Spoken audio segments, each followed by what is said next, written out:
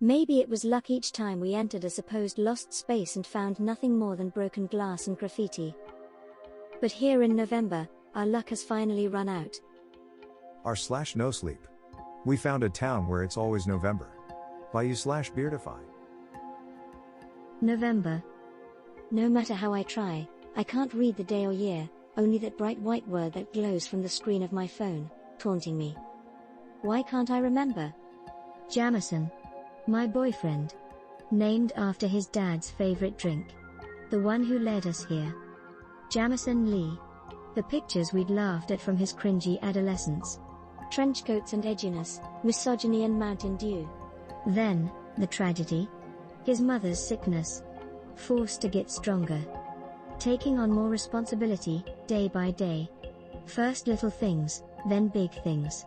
Making himself into someone who could be trusted. Someone who I thought could be trusted. What did he look like right before he disappeared?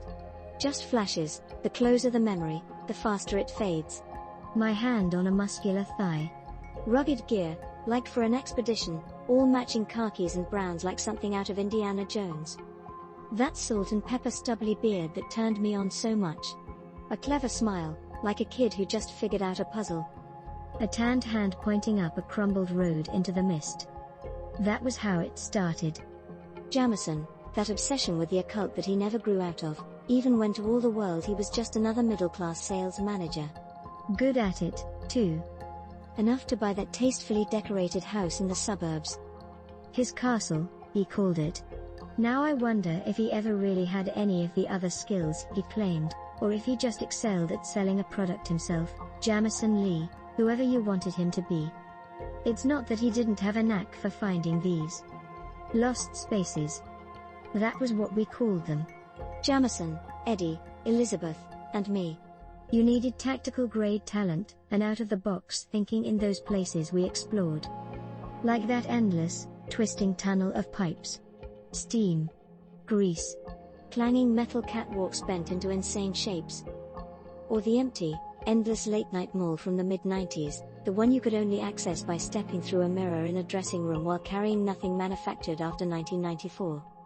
We had talent for cutting locks, jumping fences, getting in and out of places that defied reality, or did we?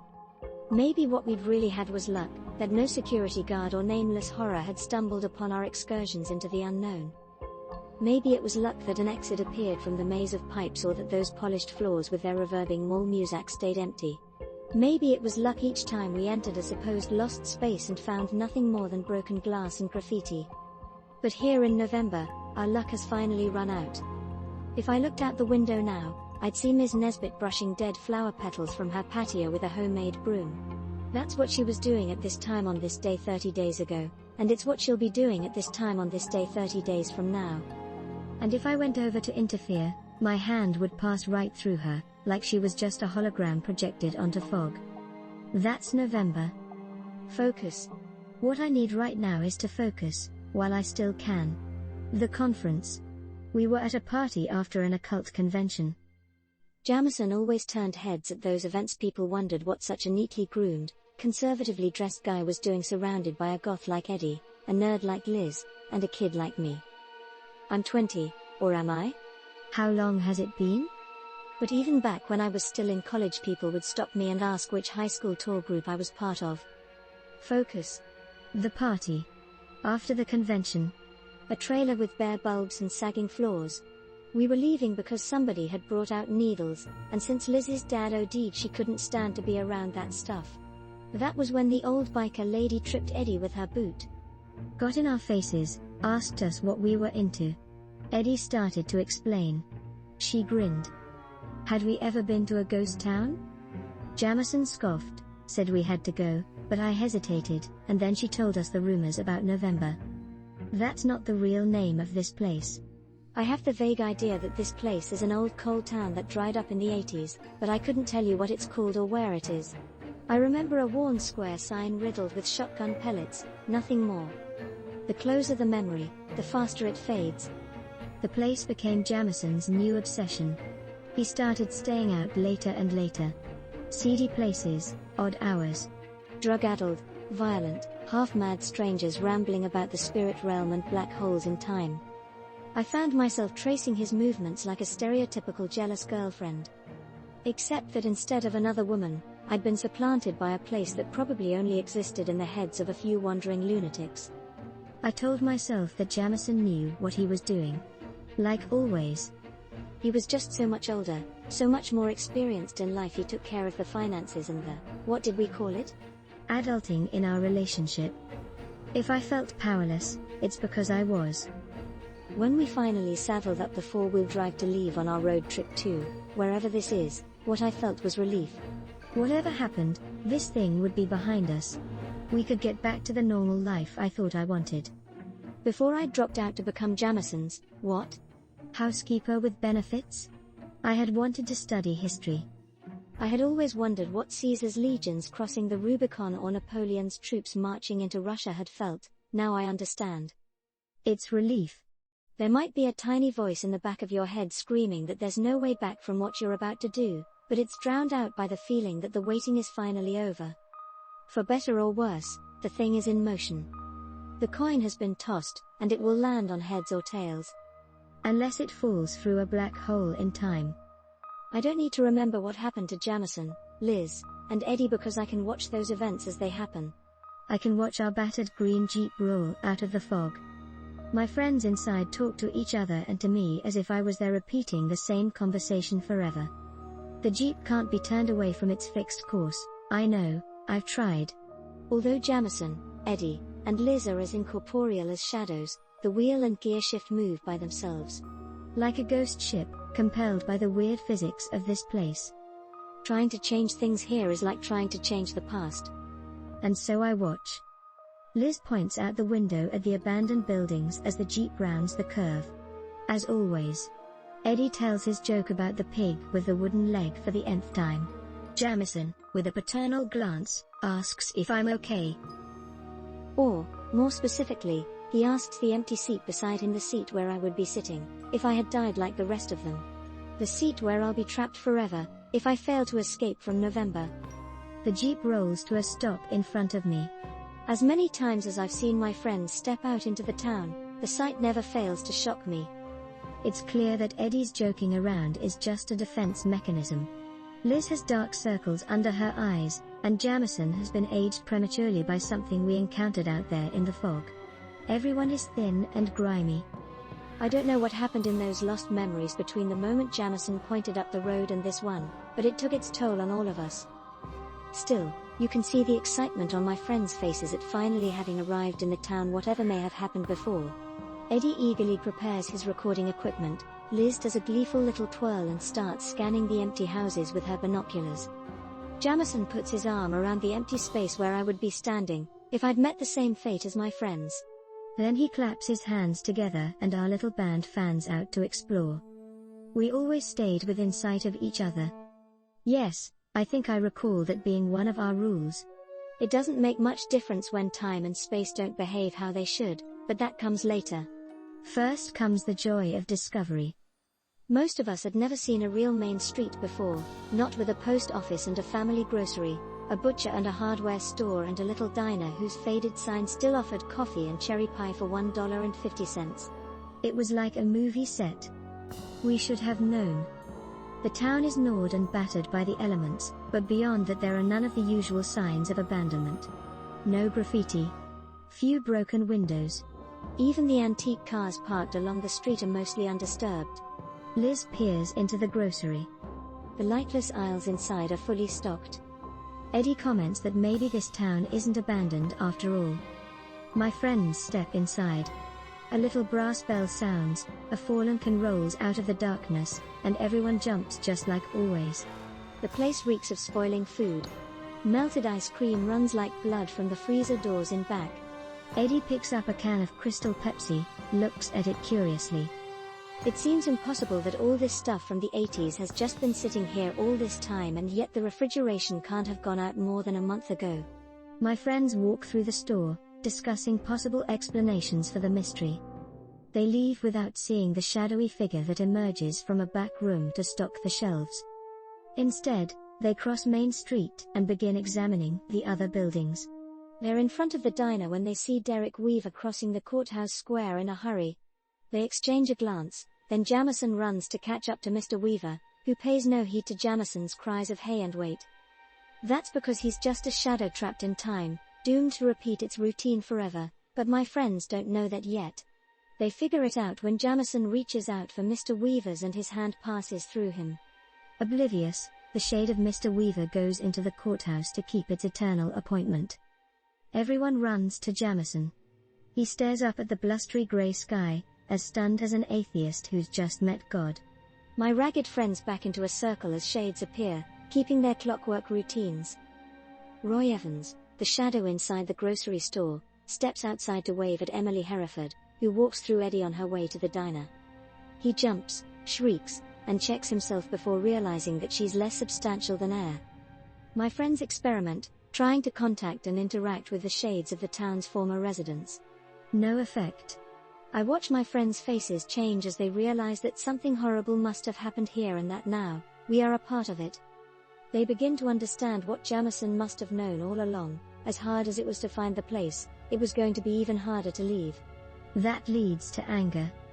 Another thing I learned from my interest in history, the first thing people do in a crisis is look for someone to blame.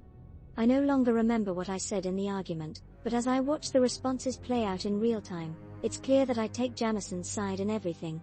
Just like a loyal puppy. It's afternoon now, soon it will be getting dark.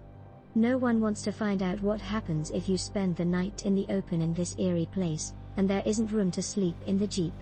The hunt is on for an open building to spend the night, preferably one without any ghostly inhabitants. This is easier than it seems, as the town was clearly already on its way out, even before the event as Jamison has taken to calling it. The shades of my friends creep around like cartoon burglars, looking for a house to spend the night in. It would be funny, if the encroaching darkness didn't feel so deadly. We finally enter through a boarded-up house through the basement. My friends block doors, reinforce windows, and do their best to fortify the place. Their work will do about as much good as a blanket fort against what's out there, but they don't know that yet. I wonder how many times I've watched this same performance. I wonder how I felt when I was living through it. Was I scared? Determined? Hopeful? The closer the memory, the faster it fades. We sit around a crackling fire made from broken-off bits of furniture. I can tell from the conversation that my friends have started to notice the effects of November. Liz comments that she doesn't feel tired or hungry anymore. Eddie checks his camera batteries and notes that they haven't lost any charge. No one shivers from the autumn chill. This numbness, this resignation, deepens as the days go by. In the morning, our attempts to escape by car. The Jeep reappears around the curve leading into town a few minutes later each time. Then come the flights through the forest. We trudge into leaf-choked gullies only to emerge in one of the town's many empty backyards, bewildered. Through it all, however, no one reacts with the kind of panic that someone should experience in such a situation. Our emotions are as pale and apathetic as the grey sky overhead even when one of us doesn't come back from the woods. My friends wait and wait for Eddie to reappear. Jamison paces nervously along the top of a ravine at the edge of town. The intensity of his emotions has finally broken through the numbness of November.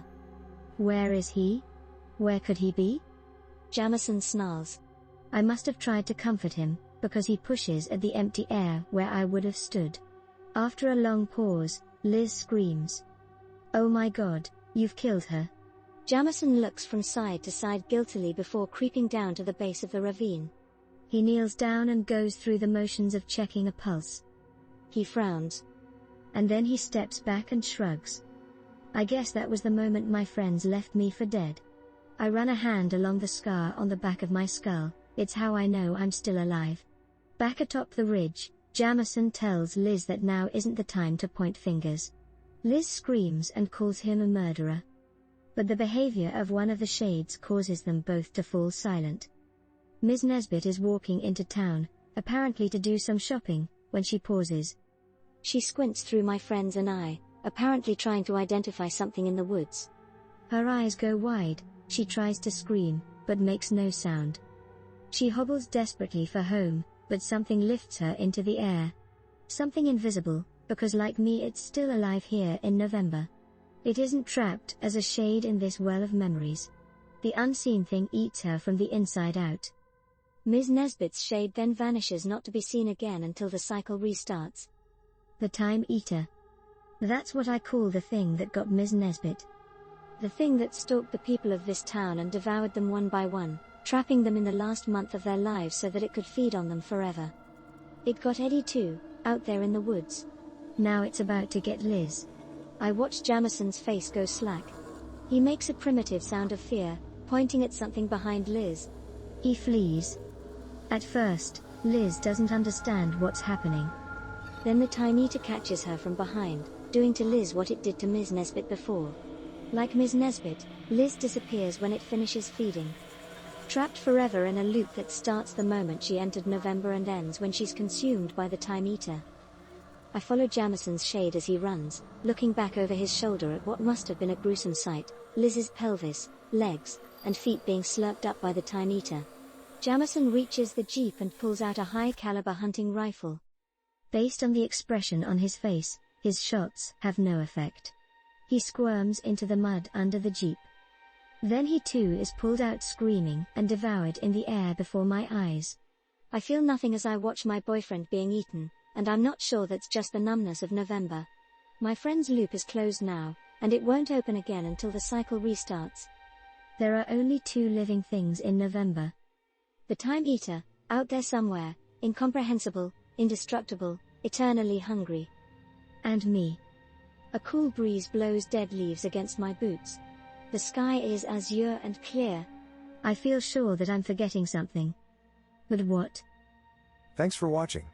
My first video got 18 views, and let me tell you, the fame is going straight to my head.